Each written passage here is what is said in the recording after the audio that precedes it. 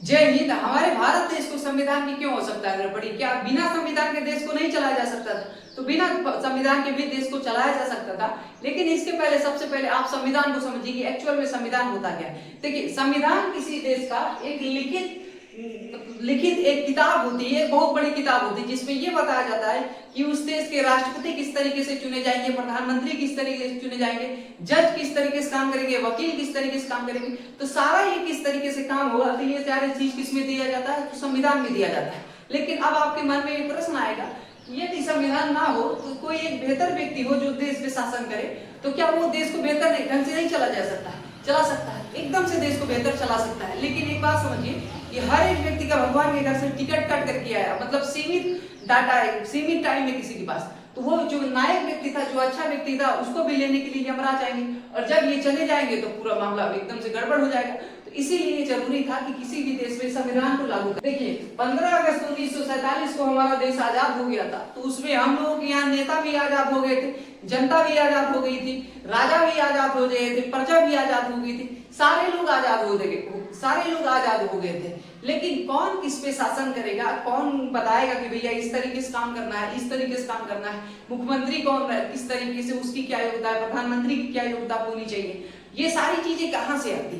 नहीं तो देखिए कि हमारे देश में जैसे आजाद हुआ तो बहुत सारी लगभग 262 रियासतें थी भारत में, और सारी रियासतें अपना अपना कुछ अपना अपना मतलब वर्चस्व जमा रही थी। हैदराबाद के जो निजाम थे वो कह रहे थे कि हम अलगे एक देश बनाएंगे, नहीं तो पाकिस्तान में चले जाएंगे। सोचिए कि भारत के नक्शे में बीच में आने वाला हैदराबाद खुद अपने आप को स्वतंत्र कर रहा है। इसी तरीके से जूनागढ़ अपने चल रहा था कि भैया हम पाकिस्तान में मिल जाएंगे। जम्मू कश्मीर के राजा हरि सिंह वो तो कहते थे कि ना तो हम भारत में मिलेंगे, ना तो हम पाकिस्तान में मिलेंगे, हम एक अपना स्वतंत्र देश बनाएंगे। आजादी के बाद भारत के पास एक ऐसा संविधान होने की आवश्यकता थी जो पूरे देश को लीड कर सके और मतलब कई वर्षों तक बेहतरीन ढंग से ये काम कर सके। इसके लिए अब भैया क्या होना चाहिए कि एक बेहतरीन व्यक्ति होना चाहिए और एक विजनरी व्यक्ति होना चाहिए। किसी का लव स्टोरी यानी प्रेम कहानी तो नहीं है कि कोई आएगा 2 लाइन लिख के चले जाए। देश को चलाने वाले संविधान का निर्माण करना था, तो संविधान के निर्माण करने में कोई बहुत बेहतरीन लेखक होना चाहिए, बहुत मतलब दूरदर्शी व्यक्ति होना चाहिए, पढ़ा लिखा काफी ज्यादा होना चाहिए। इसमें एंट्री होती है डॉक्टर भीमराव अंबेडकर जी की। इनके पास लगभग 32 डिग्रियां थी, जो विदेशों की सबसे बड़ी बड़ी यूनिवर्सिटी थी अपने देश की, विदेशों की, उनमें से 32 डिग्रियां लेकर के आए थे और 9 भाषाओं का ये विद्वान थे। मतलब 9। आपसे पूछा जाएगा कि किस मिशन के द्वारा संविधान सभा का गठन हुआ था, तो कैबिनेट मिशन के तहत संविधान सभा का गठन हुआ था। अब समझिए, संविधान सभा में कई सारी समितियां थी, जिसमें से एक प्रमुख समिति थी जिसका नाम था प्रारूप समिति, जिसे अंग्रेजी वाले कहते हैं ड्राफ्टिंग कमेटी।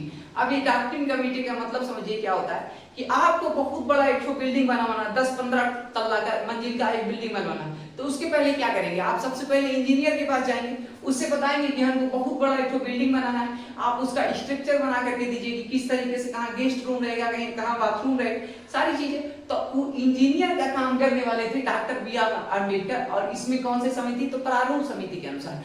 अब ये प्रारूप समिति इतनी इंपॉर्टेंट थी, इसमें टोटल 7 मेंबर थे, कुल 7 मेंबर थे, लेकिन 7 मेंबर कहीं आगे पीछे, किसी का तबियत खराब था, कोई ससुराल चला गया था, कोई अमेरिका चला गया था, यानी ओवरऑल मिला करके डॉक्टर भीमराव अंबेडकर दिन रात एक करके जो प्रारूप समिति को काम सौंपा गया था, उससे भी बढ़ चढ़ के अकेले इन्होंने काम किया। आप सोचिए कि 3 वर्षों में, मतलब 3 वर्ष 2 वर्ष 11 माह 18 दिन के अंदर हमारा संविधान बन करके स्टार्ट हो गया। अब ये 3 वर्ष क्यों लिखे? तो याद करने के लिए आप एक साल में कितना होता है? 12 महीने होता है, या फिर 3 साल में आप 12 दिन घटा देंगे, तो 3 साल में 12 दिन घटाएंगे तो 18 हो जाएगा, और फिर यहाँ महीना बचेगा 11 महीना, और फिर 2 वर्ष, तो 2 वर्ष 11 महीना 18 दिन आपका बचेगा। संविधान के जनक डॉक्टर भीमराव अंबेडकर, ये वही डॉक्टर भीमराव अंबेडकर हैं जिनको क्लास में पढ़ने नहीं दिया जाता था, बरामदे में चप्पल पे बैठते थे, उनको पानी पीने का अधिकार नहीं था, और इतना पढ़ा कि भारत में उस समय उनसे ज्यादा पढ़ा लिखा व्यक्ति कोई नहीं था। और तब उन्होंने कहा गर्व से कि शिक्षा उस शेरनी का दूध है, जो पिएगा वो दहाड़ेगा। और आजकल यदि ऐसे व्यक्ति होते जिन्होंने कुछ नहीं किया, बस वो ये कहते कि शेरनी का दूध है, जो पिएगा वो दहाड़ेगा। अरे भैया, डॉक्टर भीमराव अम्बेडकर जानते थे कि शिक्षा का कितना ज्यादा महत्व होता है, और उन्होंने पूरा अपना मतलब पूरा दायित्व तो उन्होंने कहा कि हमको नीचे से लेकर के यहाँ तक लाने का यदि किसी ने कार्य किया है तो एजुकेशन ने किया है। इसलिए एजुकेशन बहुत ज्यादा जरूरी होता है। उन लोगों से बच करके रहना होगा जो आपके मार्ग को डिस्टर्ब कर रहे हैं। ज्यादा पढ़ा लिखा व्यक्ति यदि ठीक ठाक होगा तो हमेशा आपको कहेगा कि आप पढ़िए। ये पहचान करने का एक हम आपको तरीका बता रहे हैं। यदि बेहतर व्यक्ति होगा, समझदार व्यक्ति होगा तो कभी नहीं कहेगा कि आप मत पढ़िए, कभी नहीं कहेगा।